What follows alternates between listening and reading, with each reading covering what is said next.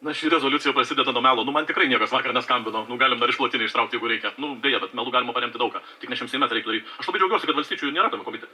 Nes tęsti Landsbergio užsienio politiką pražūtingą Lietuvai tikrai nereikia. Ir žinokit, kas dabar atsitiko? Tauta balsavo, kad ateitų kiti politikai, kurie vykdytų kitokią ir užsienio politiką, ir valstybės politiką, kuri nebūtų kenkianti valstybei. Ką pamatėm po Sakartvelo rezoliucijos? Landsbergis paruošė, įkišo valdantiesiam, tai atnešė ir bandė apginti. Taip atrodė ta rezoliucija. Ir dabar atnešama, kad reikia tai tęsti. Tai gerai, pašnekėkim, kokia žala tokios užsienio politikos. Vien dėl Kinijos 2 milijardai nuostolių Lietuvai. Ar jūs valdantieji norit šitą tęsti? Pasirodo nori. Tada pažiūrėkim užsienio importo eksporto balansą. Jeigu iki ateinant konservatoriam tai buvo 1,5–2 milijardai minusas, atėjus jiem minus 8–9 milijardai. Tai yra ir užsienio politikos pasiekmė. Sveikinam. Ir jūs dabar ateinat su rezoliucija, sako, reikia šitą tęsti. Būtinai reikia šitą tęsti. Tada paimkim Sakartvelo rezoliuciją, tų dvigubų standartų taikymo. Lietuvai galima turėti vaikus saugantį įstatymą, Sakartvelui ne. Geros rezoliucijos, labai įdomios. Tai jeigu tuo keliu mes einam toliau, tai tada ir sakykim, kad po rinkimų niekas nepasikeitė. Esama ta pati užsienio politika. Valio, šlovė. Bet kas atsitiko? Žmonės bėgo nuo vilko, papuolė ant meškos.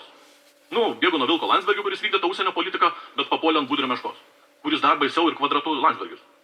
Ir mes čia visi ramiai sėdėsim, džiaugsimės tą užsienio politiką. Dėl Kinijos nieks nieko nespręs, viskas aišku. Dėl kitų dalykų irgi sprendimų nebeliko. Netgi prekės, kuriam nebuvo jokių draudimų, ribojimų, sankcijų, kurios gali važiuoti, mes jas draudžiame. Ir aš galiu net pavyzdžius pateikti, kaip atrodo tie absurdiški užsienio politikos reikalavimai. Pavyzdžiui, atplaukia prekės į Klaipėdą, kurios tranzitu važiuoja per Lietuvą į kitas šalis. Tai reikia užtikrinti, kad tos prekės nenuvažiuos į kokią nors neleistiną šalį. Bet jeigu tos pačios prekės atplaukia į Latviją, nieko užtikrinti nereikia. Tai mūsų verslai klausia, jeigu jūs norite žlugdyti Lietuvos verslus, labai geros priemonės žlugdyti Lietuvos verslus. Bet tai yra utopiniai dalykai. Pas mus ateidavo muitinė, visi kiti dėl patikrinimų ir sakyti, aš visada užduodu klausimą, jeigu kaimynai to neriboja, o Lietuva riboja, tai per kur srautai eina? Visi puikiai suprantam, per kaimynus. Tai dabar netgi norint parduoti seną krovininį automobilį, Lietuvos įmonei, ji turi pasižadėti, kad tą mašiną pardavus, pavyzdžiui, Lenkija nenuvažiuos į kitą šalį. Nes jeigu nepasižadė, negali parduoti ir nešė atsakomybę.